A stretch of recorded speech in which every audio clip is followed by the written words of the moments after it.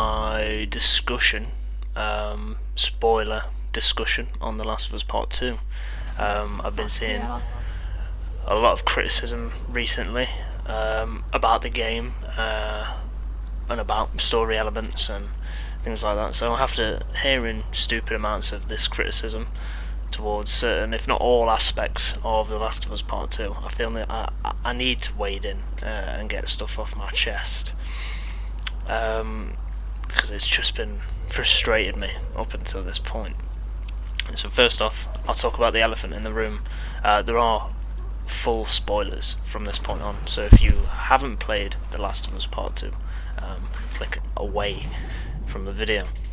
So yeah, the elephant in the room, the death of Joel. Now, for me, the death of Joel is necessary. It's completely necessary, and it is not all disrespecting the fan base whatsoever. In my eyes, if you had an exact rehash of the first game,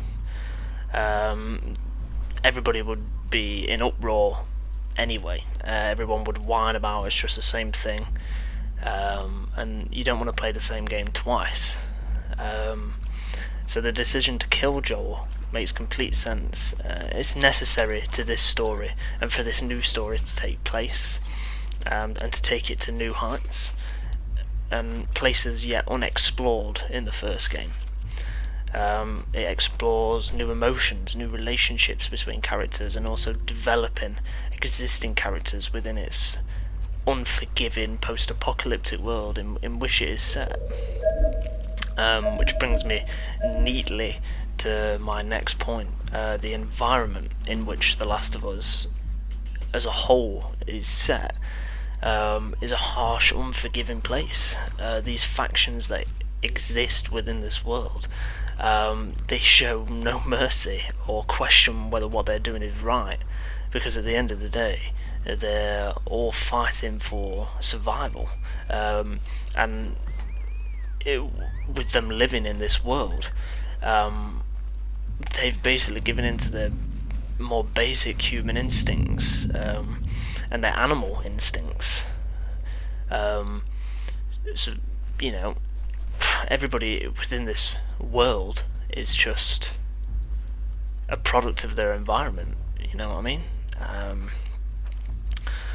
So the death of Joel is perfectly in line with the world that they created in the first game, and if anything, it expands on that world, and it shows even after 4 more years of complete chaos, it's got more unforgiving, if anything. It reminds you that despite the flourishing of Joel and Ellie's relationship in the first game, and subsequently in the second game throughout, as it's told through flashbacks, that the world they live in is not by any means sunshine, lollipops and rainbows. It is a world filled with fear, constant conflict and ferocious violence. And again, it tests the boundaries of their relationship, even in Joel's death. You know what I mean? It adds a whole new side to it as you play through the game. And then Ellie's journey throughout part 2 is one that us, the player, have to go through as well. We feel the rage and the lust for vengeance that she feels. And by the climax of the game, I was asking myself if revenge really was the answer, and if my actions while playing as Ellie were really worth it by the end. And at first, with Joel's death, I felt exactly what Ellie felt. I felt loss, I felt grief, I felt fucking fury, and anger towards Abby and these people that had basically brutally murdered Joel. And all I wanted was revenge. I wanted revenge. I wanted to kill these people that have wronged me. I had an attachment to Joel. I thought he was a very well fleshed out character, as well as still being quite mysterious. but at the same time, Joel wasn't a good guy. He wasn't. He was basically a mercenary from what we understand of him before we meet him in the first game. He's done some horrible things, and he's killed a lot of people. And we're going back to this whole world in which it is set. It's a harsh, unforgiving place, like I've said before, and you become a product of your environment at the end of the day. He wasn't a good guy, and the death of Joel is a byproduct of that, you know. Yes, he's a good guy in the eyes of Tommy and Ellie and Dina and the whole of Jackson, but in the eyes of the people he opposes and the people he comes in contact with, he's not necessarily a hero. He's just another side in this asymmetric world that they're living in. You know, there's no clear-cut villain, there's no clear-cut hero. They are all just shades of grey. They are different opinions and different ideals in which people conflict over, you know. And it's almost a parallel in the world we live in today. It's not that much different, apart from the fact that you're constantly fighting for survival. But yeah, I think I wanted exactly what Ellie wanted, even though, you know, when all's said and done, Joel isn't necessarily a cookie-cutting hero.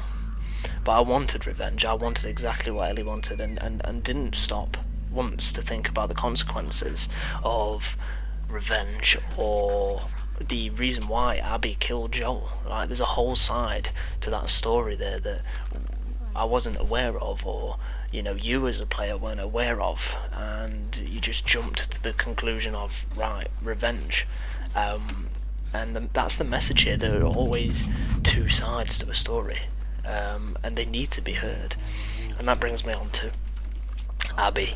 So later in the game, obviously you play as Abby, and playing as Abby at first was very disorientating. It caught me off guard, and I wasn't really happy about playing as someone who would cause so much anguish,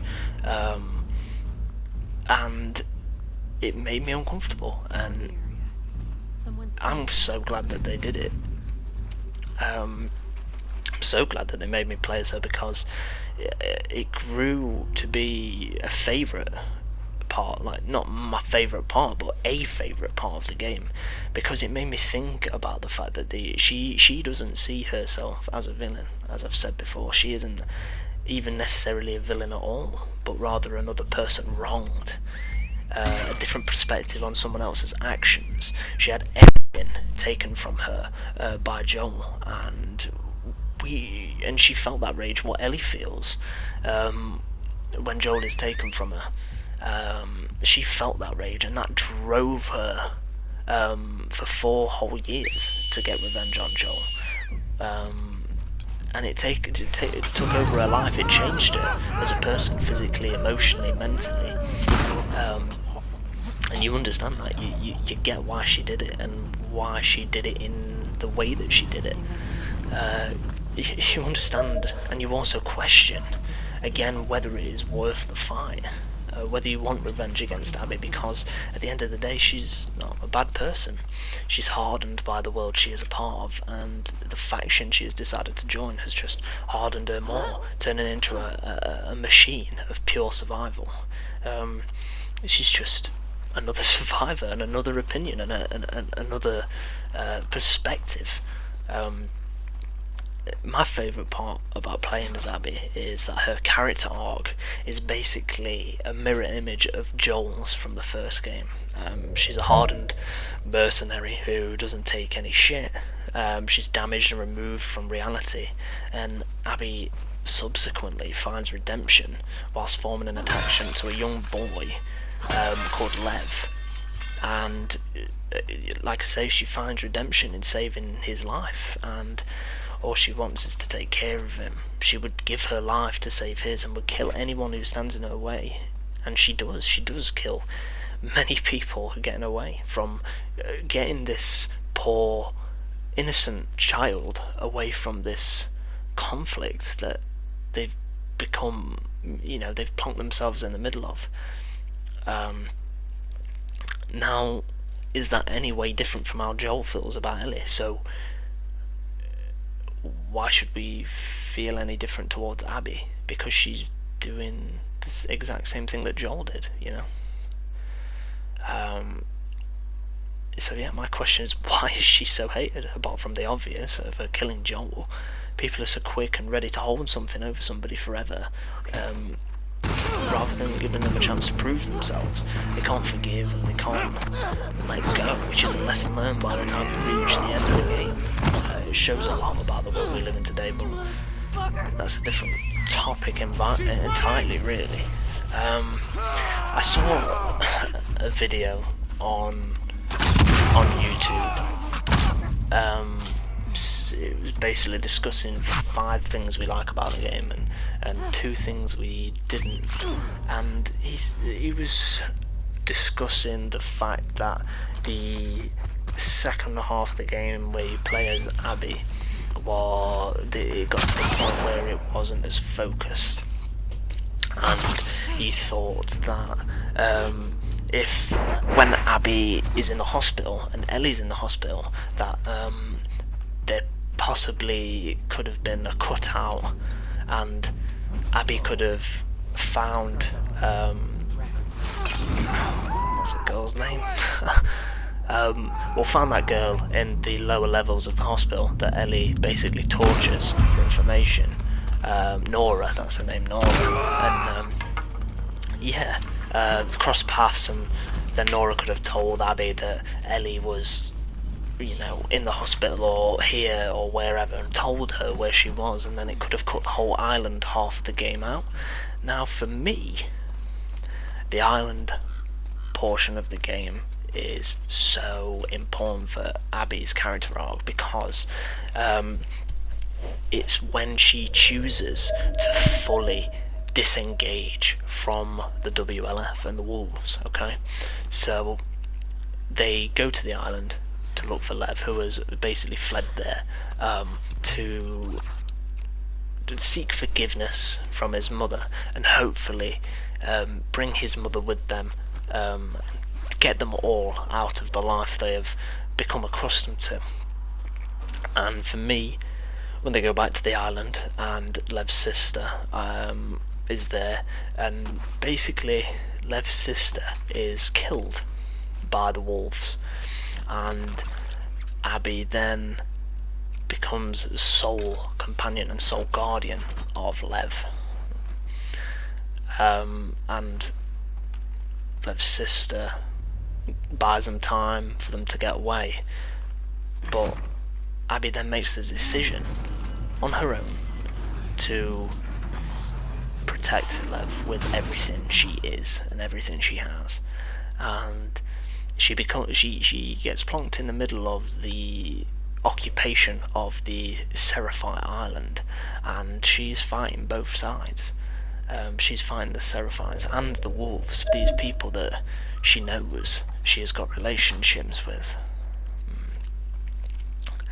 See, that's a really important part of her character arc. That is, if anything, the peak of her character arc, because it is that at that moment that she stops choosing a side and becomes her own person, and much like Joel, unselfishly devotes herself to Lev, to this idea of redemption and love for somebody that she has formed a strong attachment with.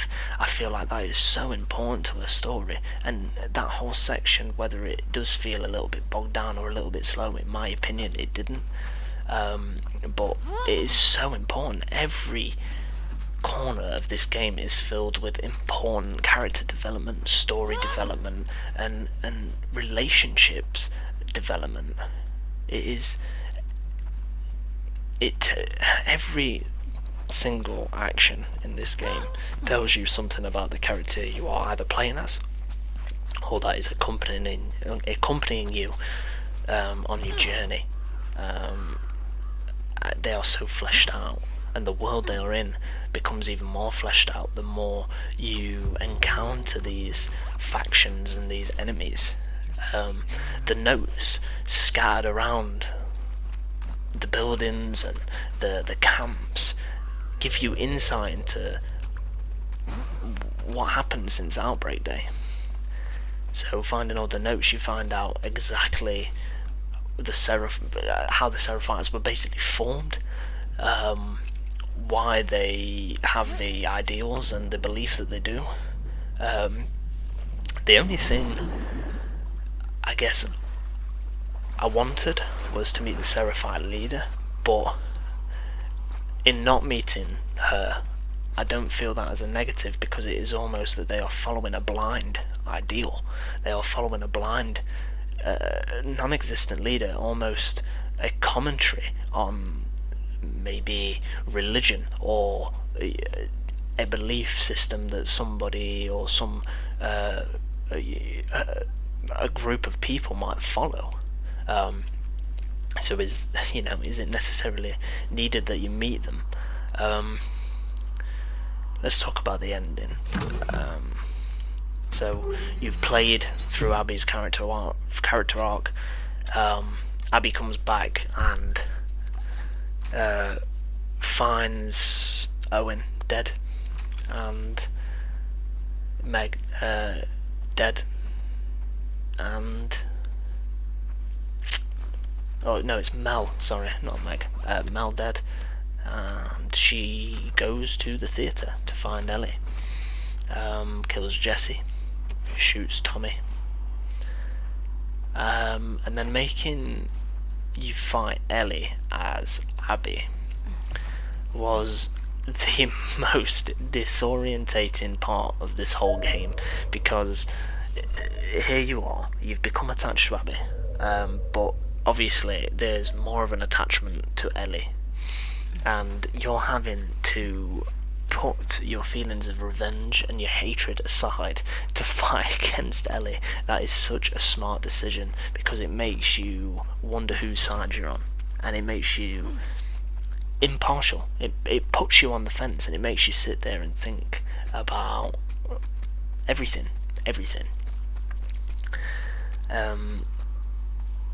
Now for me, when she attacked Dina and was going to slit her throat, that was when I fell into yet more anger towards Abby. I don't think with her sparing Dina, it did stop the hatred, sort of, the best way I can put it. But yeah, and then moving on to a few years later, obviously a flash forward. Dina's had the baby. Ellie now lives on a ranch with her. They've got farm animals. They've got Jesse's child, which they're raising as their own child, or Ellie's raising as her own. And they have a really good relationship and they're in a really good place. And Abby's also moved on. She's moving down the coast with Lev to try and find the Fireflies. And yeah, Tommy comes back with news that somebody's got intel on where Abby is and what she's doing. And Ellie's not in a great place mentally. She's still very much scarred by what's happened to Joel. Hands up. And she needs to put it to bed. So she sets off. She catches up with Abby, who has been captured by another faction set in California, Santa Barbara. And by the time Ellie gets there, she's been a prisoner there for months. She's a shadow of herself. She's not as physically enhanced as she was. And we find her in a very fragile state. And she and Ellie go toe to toe for one last time, and Abby doesn't even want to fight Ellie. It is purely Ellie that wants this. And they fight, and it is such a brutal fight, and they are both fighting, giving everything they have to beat each other, and Ellie gets her fingers bitten off and goes to kill her, and at this point I almost didn't want to kill her. As much as I enjoyed beating her in a fight and enjoyed sort of kicking her ass and beating the shit out of her a bit, when she was holding her under the water and choking her, I was almost like, damn. And then she stopped, and I was like, oh wow, she's gonna let her go. And that is such a smart decision from, in my eyes, because it gives them both a chance at moving on. Abby wants to protect Lev, and Ellie feels somewhat accomplished in her mission and her need for revenge. And I thought it was a fantastic ending to the conflict, but the ending to the game is what really got me. The flashback with Joel, the playing of the guitar, the missing of the fingers, it tugged on some pretty heartstrings, you know.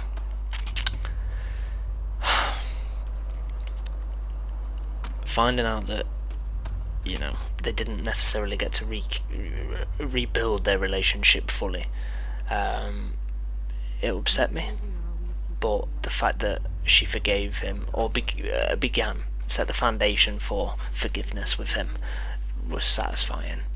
And how they left it so open, I can see people having a problem with. They want to know what happened to Dino, they want to know what happens to Ellie subsequently after this. But I feel like it was a good ending. It was a good ending. And it left it in a similar way to what the first one left it. With a certain amount of closure, but still some questions to keep you intrigued. And that last shot of the guitar, Ellie leaving Joel behind firmly in her past, was just what was needed. And it was, overall, this is probably the most important, influential, divisive and controversial game that Naughty Dog, or any game developer really, has put out. It makes you ask questions of yourself, you know. And it made me find out a lot about myself. I want to be less quick to judge. I want, before, you know, entering a situation or some sort of conflict, I want to have all the answers and all the facts, or as many as I can conjure up. I don't want to be this sort of person that's just hungry for revenge when somebody wrongs me or somebody I know. And it did make me sit and think, like, I was so quick to jump to that conclusion with Abby. And for me, this game is damn near perfect in terms of story. Gameplay is simple in the same way that the first one was, but it's effective.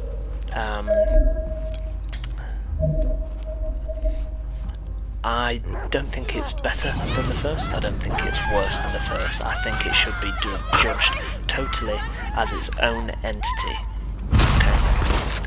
I think it shouldn't even be compared to the first, because as similar as it sometimes is, it is completely different in terms of its execution. For me, The Last of Us Part 2 gets a 10 out of 10. The first time I played through it with my fiance, and we were totally gripped in the story, from beginning to end. We had similar reactions to Joel's death, and she has got to die was something she actually said. And then by the end, she was also, I mean, she hated Abby.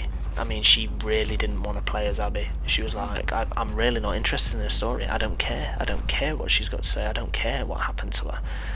But by the end of it, even though she didn't feel as strongly as I did, she did sort of see it from her point of view. And somebody as stubborn as my fiance, that's kind of hard to do. So, but yeah, no, this game for me gets a 10 out of 10. It caught me off guard. It was everything I expected, and at the same time, I wasn't expecting any of it. And it surprised me with how true they stayed to this world that they've created, and how much they expanded on it as well. If anything, it's got more brutal than within the first game. People are taken from you so quickly, you don't even get a chance to react. But no, this is a fantastic game, and you cannot sit there for 1 second and judge this game if you haven't played it, if you haven't played it all the way through. If you are the sort of person that has got to the death of Joel and just fucking cut their disc in half, that's just so disrespectful to the time and effort that these developers have put in. You need to play through the whole game and then come up with your own opinion and your own view on it. I'm well aware that people have different opinions on a plethora of different things in this world, and I'm open to hear other people's opinions, but in terms of where it's going at the minute towards the developers and the actors and the models for this game, I think it's disgraceful. I think that they do not whatsoever deserve the abuse and the death threats that they're receiving. These people have worked tirelessly for 6-7 years on this game, and for people to be so cruel and abusive towards them is absolutely disgusting. Understand that the leaks came out and plot points were ruined. I managed to stay away from them, so everything was a genuine surprise apart from what I'd seen in demos. But again, that was my choice to click on them. I was happy to watch them. I was intrigued. But no, if you want to sit there and slate this game and kick off and be abusive and be just a vile human being, then I'm sorry, you don't deserve to play this game.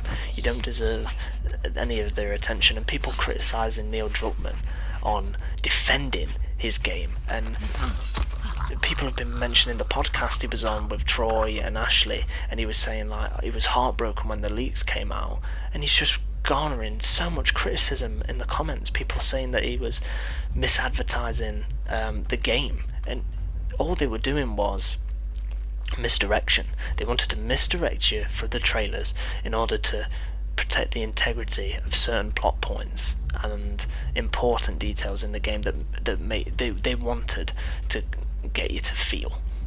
And for me, there is nothing wrong with that. The Marvel creators and Marvel creative team, they do it all the time with their trailers. They'll swap out people's clothes or people setting certain scenes to protect the integrity of plot points, but they see nothing wrong with that. But when the Naughty Dog does it, everybody's up in arms about it.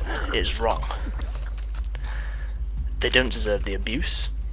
Fair enough if you feel strongly about the fact that they've chose to kill off important characters, then so be it. But do not for 1 second think that that gives you a green card and a pass to abuse Naughty Dog's staff, Naughty Dog's creative team, and the models and voice actors that are involved with the game. It's not a green card, it is not smart, it is not clever, it is disgusting behaviour, and you need to check yourself if you're going to act like that, because it is wrong and disgusting. And on that note, I think I'm going to try and wrap this up. If you like the video, drop a like on it, would be much appreciated. If you want to have a discussion in the comments, let me know your views. Yeah, drop some comments down. I will try and reply to them. I will reply to them. I'm not exactly a massive YouTuber. I haven't got anything better to do at the moment with my time. Any abuse or anything like that, I will I will fight back. I'm not afraid of it, or you'll just be instantly blocked. Because I won't tolerate it. Be kind to each other. Have an intelligent discussion, and I'd rather it much be like that than something that's abusive and filled with hate, and I don't respond well to stuff like that. So yeah, again, thank you for watching. Be sure to look out for more videos like this, because I think I will be making more like it in the future. I really enjoyed writing my notes and commenting on this stuff. I've been wanting to talk about it, and I finally have. So yeah, thank you for being part of it, and take care of yourselves. Goodbye.